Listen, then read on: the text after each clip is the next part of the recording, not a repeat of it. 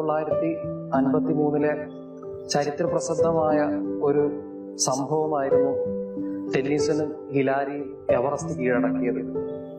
അതിന് നേതൃത്വം കൊടുത്തതാകട്ടെ John hunt എന്ന് പറയുന്ന മനുഷ്യനാണ്. സത്യത്തില് ആ മനുഷ്യന് സ്വന്തമാക്കാമായിരുന്ന ചരിത്ര നേട്ടമായിരുന്നത്. എന്നിട്ടും കയറിന് തൂങ്ങി നിന്നുകൊണ്ട് ടെന്നീസനെയും ഹിലാരിയെയും കടത്തിവിട്ടുകൊണ്ട് ആ മനുഷ്യൻ തിരശ്ശീലയ്ക്ക് പുറകിൽ നിൽക്കുകയാണ്. ആ നാളുകളില് പത്രങ്ങളില് എവറസ്റ്റ് കീഴടക്കിയ വാർത്ത വരുമ്പോ ആ പത്രക്കുറിപ്പുകൾ കണ്ട് അവരെ അനുമോദിക്കാൻ ജോൺ ഹണ്ടും ഉണ്ടായിരുന്നു. പ്രിയമുള്ളവരെ, ഇത് ആഗമനകാലത്തിന്റെ 2ാം ഞായറാഴ്ചയാണ്. ഇന്ന് നമ്മൾ ധ്യാനിക്കുന്നത് സ്നാപക യോഹന്നാനെയാണ്. ദൈവത്തിനും മനുഷ്യർക്കും വേണ്ടി ജീവിതത്തില് ചില മരുഭൂമികൾ നമ്മൾ രൂപപ്പെടുത്തുമ്പോൾ അവിടെയാണ് സത്യത്തില് ദൈവാനുഭവം രൂപപ്പെടുന്നത്. ഈ ഒരു അനുഭവം സ്വന്തമാക്കാനാണ് ആഗമനകാലത്തിലെ 2ാം ഞായർ നമ്മളോട് ആവശ്യപ്പെടുന്നത്.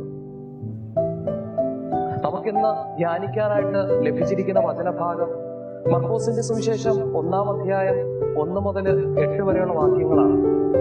മരുഭൂമിയിൽ ഒരു മനുഷ്യൻ പ്രത്യക്ഷപ്പെടുകയാണ്. സ്നാപക യോഹന്നാൻ ഒട്ടകരോമം ധരിച്ച് തോൽവാറ് അരയിൽ ചുറ്റി കാട്ടുതേനും വെട്ടുകിളികളെയും ഭക്ഷിച്ച് മരുഭൂമിയിൽ വസിക്കുന്ന ഒരു മനുഷ്യൻ. ദൈവാനുഭവത്തിന്റെ അത്തരം ചില മരുഭൂമികൾ ജീവിതത്തിൽ രൂപപ്പെടുത്താനാണ് ഇന്ന് സുവിശേഷം നമ്മളോട് ആവശ്യപ്പെടുന്നത്. അത്തരം മരുഭൂമിയിലാണ് ദൈവാനുഭവങ്ങൾ ശക്തമായിട്ട് രൂപപ്പെടുന്നത്.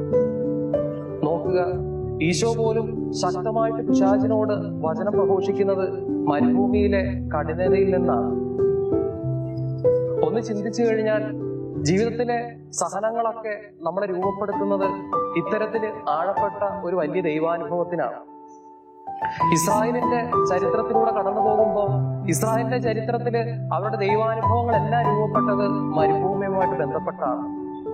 ദൈവം ഈജിപ്തിൽ നിന്ന് അവരെ പുറത്തു കൊണ്ടുവരുന്നത് മരുഭൂമിയിലൂടെയാണ്.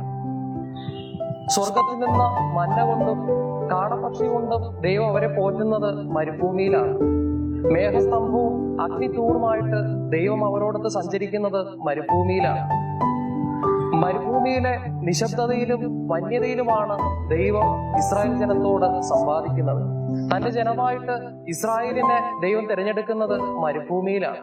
അങ്ങനെ എല്ലാ ദൈവാനുഭവങ്ങളും രൂപപ്പെടുന്നത് മരുഭൂമിയിലല്ലേ. അതുകൊണ്ട് ദൈവം നമ്മുടെ ജീവിതത്തില് ചില സഹനങ്ങള് വേദനകൾ അനുവദിക്കുമ്പോൾ ഓർമ്മിക്കണം, വലിയ ദൈവാനുഭവത്തിനായിട്ട് നമ്മളെ ദൈവം ഒരുക്കുന്ന മരുഭൂമികളാണ് അതെന്ന്. അത്തരം ചില മരുഭൂമികളിലാണ് ശക്തമായ ദൈവാനുഭവം നമ്മൾ രൂപപ്പെടുന്നത്. അതിനുള്ള കൃപാവരത്തിനായിട്ട് നമുക്ക് പ്രാർത്ഥിക്കാം. ഈ ആഗമനകാലം അതിന് നമ്മളെ ശക്തിപ്പെടുത്തട്ടെ. ആമേൻ.